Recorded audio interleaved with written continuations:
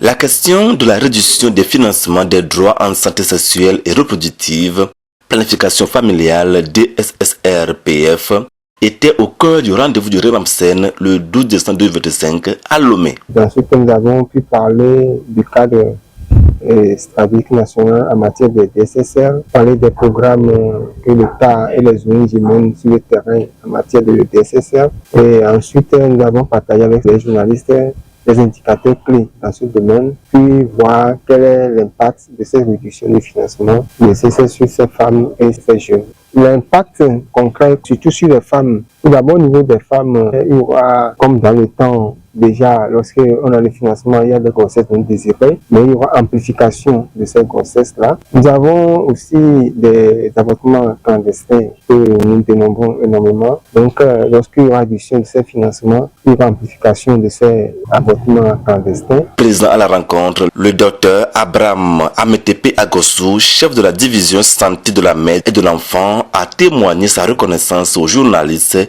pour leur intéressement à la question. Depuis février, il y a une suspension de financement d'un grand projet et d'autres annonces de réduction, ce qui veut dire que le financement extérieur devient de plus en plus imprévisible. Et donc, nous devons compter sur nous-mêmes, compter sur la mobilisation du financement domestique pour avoir cette souveraineté sanitaire. Et je profite pour remercier la coordinatrice pour avoir organisé cette réunion qui tombe à point. Lomé a accueilli à partir de mardi la réunion annuelle du partenariat de Ouagadougou qui a pour thème le financement de la planification familiale. Cette réunion pourrait dire qu'elle peut être considérée comme un pré-congrès à la rencontre. Je remercie Madame la coordinatrice. Et le choix de vous, les journalistes, pour en parler. Je crois qu'il n'y a pas un organe mieux indiqué, mieux recommandé que vous pour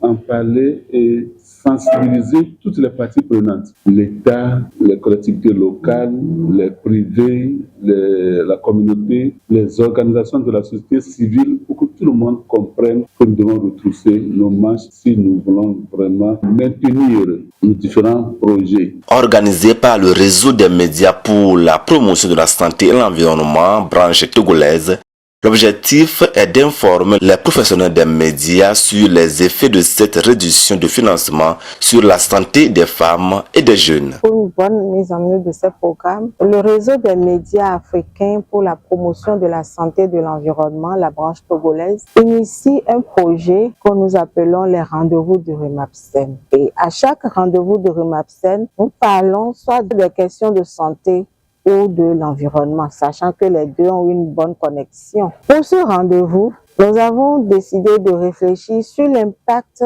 de la réduction des financements liés aux droits de la santé sexuelle reproductive et planning familial sur les jeunes et les femmes. Nous organisons ce rendez-vous de REMAPSEN grâce au soutien du partenariat de Ouagadougou. Rappelons que cette rencontre a eu lieu en prélude à la réunion annuelle du partenariat de Ouagadougou RAPO qui se tient au Togo du 16 au 18 décembre 2025.